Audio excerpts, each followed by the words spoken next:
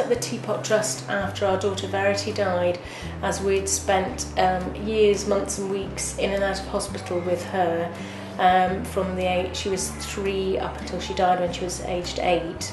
And we very much came to appreciate the number of hours that you just have to sign up to being in here, even if your appointment is only sort of 5 or 10 minutes, and then you've got to wait and go for other bloods or a scan or an injection or something like that.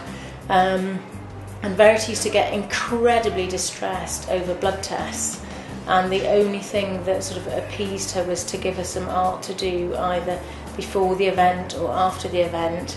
We looked into so many different ways of trying to distract her, and we hit on the idea of doing art with her. Well, in the waiting room with the sick kids, we come in as our therapist, and we provide a kind of an area where the kids can feel comfortable coming in, and it alleviates anxieties. They just come in, they sit at the table. At the beginning, the parents thought it was just arts and crafts, but really, as we build up relationships with the kids, you can see the art therapy working. I feel that because I come in here a lot and the art therapist is very friendly, that we have a good connection and we're really good friends. It's quite good having an art therapist because, well, sometimes people have to talk to the doctors and I have nothing to do, so they keep me busy whilst my mum is talking. The main thing about art therapy that is you don't have to be good at art, so it's just really about expressing yourself, and it's a really good language for kids to use. I think, you know, it's often said that children say too little and adults say too much, and so the art is a really good way to bypass that. Yeah, I mean, I've seen children coming in and they've been quite panicked when they come in, thinking, oh my goodness, what's going to happen? It's the fear of the unknown as well. Yeah. Whereas if they've got something to completely take their minds off it, then they're quite happy to do some artwork for the afternoon.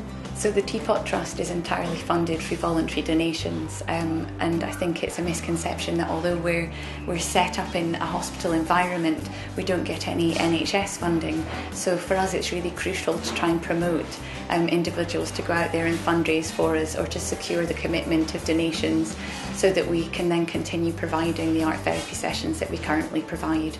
And the hope is that within the next couple of years we're going to be able to expand into other hospitals throughout Scotland and hospices as well. We called it the Teapot Trust because we used role play with Verity to get her to eat and drink when a child refuses to drink, but the doctor has said to you, you've got to get a litre of fluid into this child today, and we came up with a tea party using Granny's tea sets. And so when it came to thinking of a name for the art therapy service, we never really had to hesitate, and the Teapot Trust was what we thought of.